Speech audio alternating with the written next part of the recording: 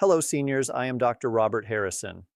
The absolute worst thing you can do in the morning is the thing that everyone tells you that is the best thing to do in the morning. You ready for this? Having a good breakfast will start you off right. And that's a super healthy habit to do because you don't want to skip your breakfast if you want to be healthy. Breakfast is one of the worst things that you can do. And just hear me out before you click off because I completely and utterly believe that this was true for many years and most of my health problems after decades completely went away when I started skipping my breakfast. Here you are, you go to sleep at night. You're not eating through the night. You are actually fasting. And most people are fasting for 12 hours. They're not eating all night long. So how are they getting their food? Well, your liver is releasing stored glucose all night long and everything works perfectly, right? Until you wake up and you stop that process. You shut the door on the liver and what it's doing. See, your liver is not just feeding your body glucose. It's actually in repair mode. It's doing something called autophagy, which is a condition where your body is recycling damaged cells, turning those into new cells. Your liver is also burning fat, and so as soon as you eat, you stop that process. And the most important thing about this entire video, which I'm going to get into, is when you wake up in the morning, your insulin is at the lowest level of the entire 24-hour cycle. You are in the most fat burning as well because your fat burning is directly connected to low insulin levels. It is true that eggs and bacon are low carb, and this would be an acceptable breakfast if you just had eggs and bacon. Some people also do fruit and cheese, which is not the best. Other people might do smoothies and think that's a very healthy thing to do. But the problem with these two right here is there's just enough carbohydrates to stimulate insulin to start this little process that's going to happen through the day. But these two don't even compare to what most people do is number 4, the all-American breakfast. And this is exactly what I ate. And that would include the sweetened yogurts, right? Tons of sugar, the orange juice or other types of juices, the sweetened cereals, the pancakes, the waffles, the muffins. I remember when I lived in San Diego, I would go buy these massive muffins in the morning and consume that with my coffee as my breakfast. Don't forget the toast and jam, right? And the jam is high fructose corn syrup. And what about hash browns? Or else sometimes Pop-Tarts, right? You are creating such a blood sugar spike in the morning. Like you completely bump your liver out of fat burning. You now set up your entire day for the blood sugar roller coaster ride and you're going to feel it in your head. You're going to feel tired. A lot of people do consume these, but they also consume eggs and bacon at the same time.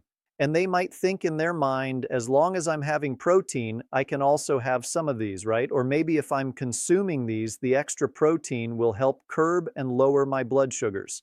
And it actually does. It does bring the sugars a little bit lower. But here's the problem. It does not bring your insulin levels lower, okay? Just the blood glucose levels. Your insulin level spikes not just with these carbohydrates, but also with the protein. That's right.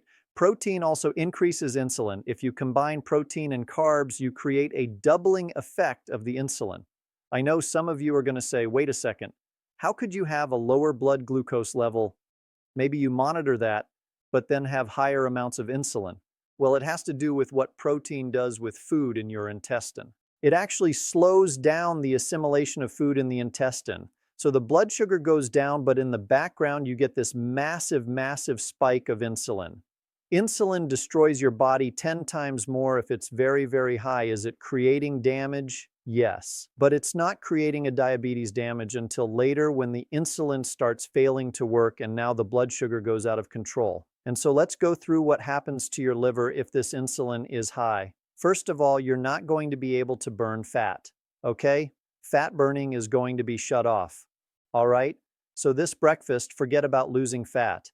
Are you going to be storing fat? Yes. Your body is going to be in a fat-storing mode. And this is why your liver becomes fatty from this breakfast right here. You'll start to retain sodium, okay? You're going to start holding fluid. And if you just press into your foot, it might leave a little dent, possibly as a pitting edema. You're going to be hungry. Why are you going to be hungry? Because insulin triggers appetite. Insulin's going to also cause you to be inflamed. It's going to cause more visceral fat in the gut. It's going to cause the retention of iron, which is going to create more inflammation in the liver. It's going to bump you out of ketosis. So your body is now going to be dependent on refined glucose.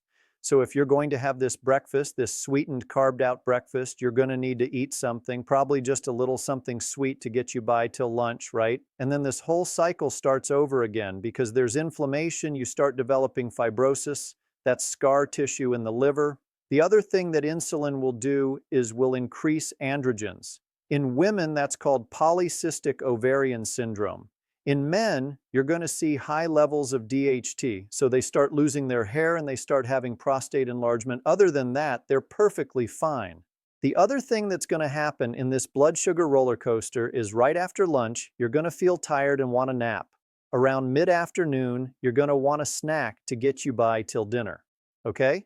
Then you eat, and then now we need a snack at night, and then you go to bed and wake up and start the whole cycle again.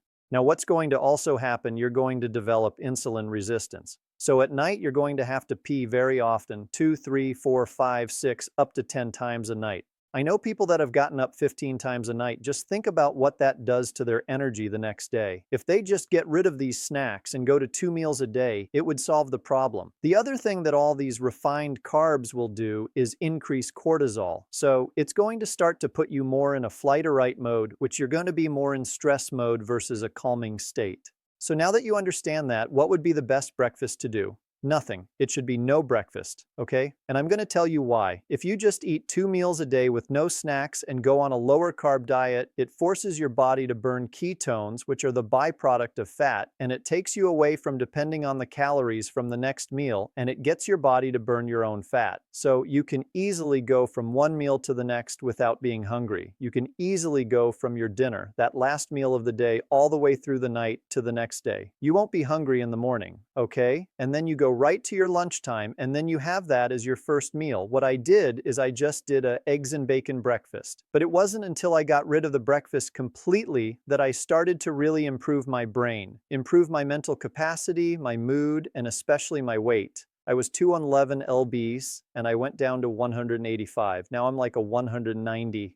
What I would recommend is first getting rid of these carbs, okay? Don't keep doing the carbs. If you lower the carbs, okay, then it's going to be easier to start tapping in true fat and make it from one meal to the next. And then when you wake up in the morning, just ask yourself, am I really hungry? And you're going to say, well, no, I'm not. Okay, good. Then don't eat. Don't eat if you're not hungry. Eat when you're hungry. So at first you can go in the morning all the way till maybe 10:30 in the morning, maybe you're hungry. And eat then, and keep pushing that breakfast further and further towards the lunch to the point where you don't need a breakfast. Your first meal is your breakfast at 12 or 1 shows, okay? If you do that, so many wonderful things are going to happen to your liver especially. You're going to be able to get rid of the extra fat off the liver very quickly, probably within a few weeks. Your inflammation is going to go down.